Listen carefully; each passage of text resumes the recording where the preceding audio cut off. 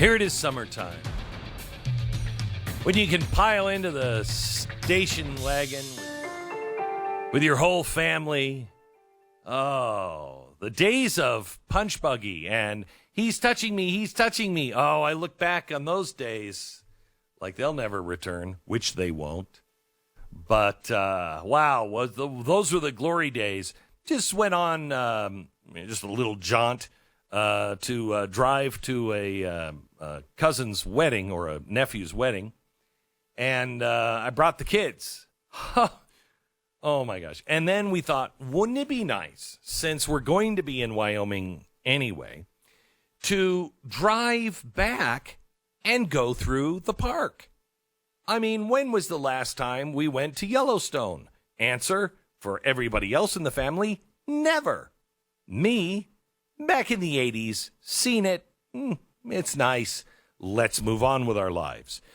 But I would have been a little more forceful had I realized, things have changed since the 1980s. I know, hard to believe. First of all, first question for the entire state of Wyoming, where do you buy milk, gum, or gas? I went about 300 miles without seeing anything. Safety tip, when you see a gas station and you're going into Wyoming, stop. Put extra gas into your pants pockets if you have to, because it's going to be a long time before you see anything resembling a gas station. It was like, I don't know, we were about 300 miles into it, and the truck was like, I'm not going to make it much longer. And we see this big sign, just says gas. Doesn't say a brand, which should have been our first tip-off. Just rising over the horizon just says gas. Well, our second tip-off should have been that it just said ga, because the S was broken out. When we got to the ga station, there was no ga or gas or station. There was nothing but a sign. Now, I went through several towns of about, thriving metropolises of 30 people, and I wanted to knock on the doors and say, where do you get your milk? Are you hiding these stores just over the next hill off of the highway? Because I know you have to go to a store. Everybody's got to get something, and you're not driving 300 miles. This is something to keep tourists out of your state, and I respect you for that. However, for those of us just traveling by, could you throw in a gas station from time to time? So we go through probably one of the more ugly parts of Wyoming, which is the southern part of Wyoming. It looks like you landed on the moon if you didn't have the lovely view of space. So we're driving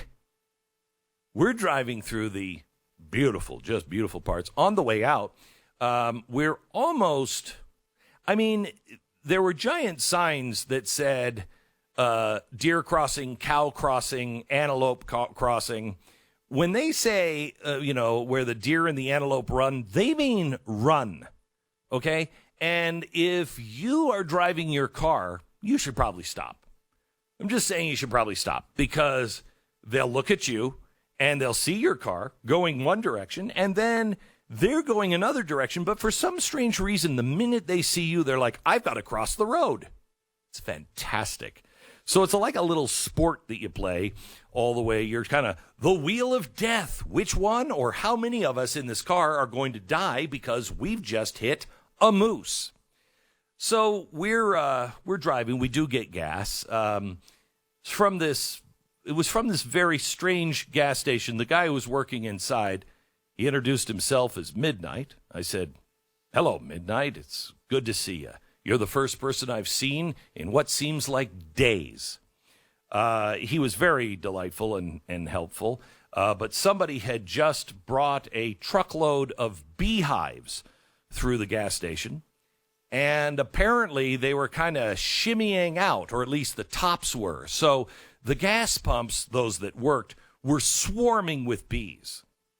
Now, this should have been the indication that we should turn around and go home. You know what I mean? This is not going to... But instead, I got in and I said, hey, kids, it's the Griswold family vacation. Little did I know how true that would become. So we go to Sheridan, which is this beautiful, great town in, I think, northeastern Wyoming. I don't know. I didn't look at a map. I just listened to the lady going, turn here. At your nearest convenience, turn around, butthead. What are you thinking? You missed the turn. So I didn't really look at a map, so I don't know exactly where Sheridan is, but it was in a beautiful part by the Bighorn Mountains, which is tremendous. If you ever get a chance to go there, go there.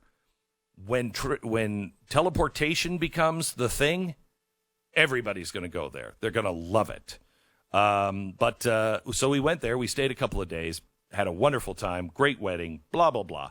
By the way, did I tell you I was traveling with my son, my daughter, my nephew, and 5 of my son's friends? Teenage boy. They are so much fun to be around. So we get back into the car at 6 o'clock in the morning. And the teenagers do what teenagers now do, which is either just zone everybody out and they're on their computer, or if you're lucky enough to be in a place where there is no communication, gas stations, or people, they sleep. And, you know, mom and dad are in the front going, you guys should wake up. This is quite amazing scenery. And they all wanted to go, no, I got to sleep because I want to see the park. Okay. So we go to the park. Well, first of all, the reason why it says that it takes you like 2.5 hours longer than going around the park, which is a big way to go all the way around the park. Reason why it says it takes you about 2 hours is because little did I know the speed limit there with only 4 roads, and it's just 1 lane each direction for hundreds of miles.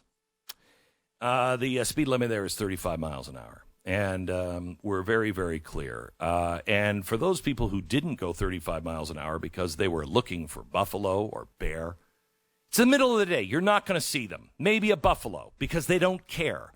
They're out all the time. They eat. And if you get close enough with your camera, they'll kill you. And I was actually rooting for the buffalo several times. So everybody's parked on the sides of the road, and it's really convenient. And we decided we're going to go the extra long way because you can't be this close and not see Old Faithful. Let me just tell you this. If you're ever with somebody and they're your guide and they say, you're this close, you have to see Old Faithful, kill them. I don't say dismiss them. I say kill them. It will be better without them in your life. I don't care who said it. Could be your husband. Could be your wife. Kill them.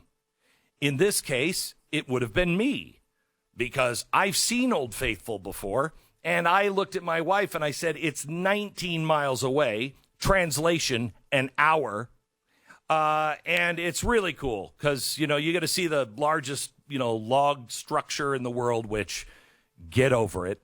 And you get to see something that smells like dirty farts going up in the air, 100 or so feet. And it happens every 90 minutes, and it's really exciting. Gee, I hope we didn't miss it, which we just did. So we go off, and it takes us an hour to get there. And then parking, which you couldn't park. The only place we could park was in the gas station, which was conveniently located, thank God, in the park. And I don't really call it parking. I call it more of filling your tank.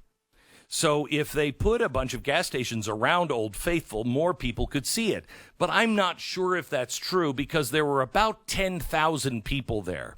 Now imagine the fun of a Disney park in August when they've shut down the park because there's already too many people and it's around noon. Now think of the line without a fast pass to go to Space Mountain. Except it's not Space Mountain. It's just the bathroom or the frickin' gift shop.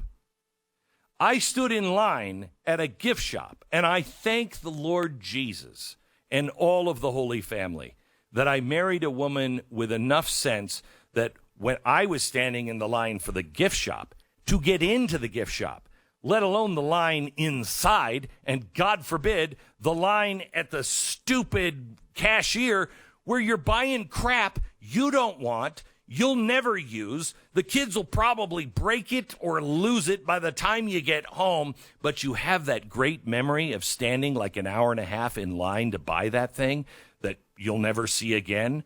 Oh, the joy of that. So you're in line for Space Mountain, except Space Mountain is the gift shop. And you're outside without any shade, and there's no happy music.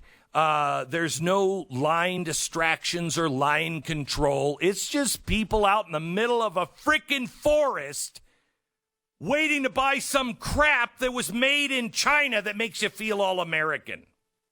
We didn't get a chance to see Old Faithful because it had blown just before we got to the gas station where we were temporarily parking our cars, and there were about 10,000 people around it.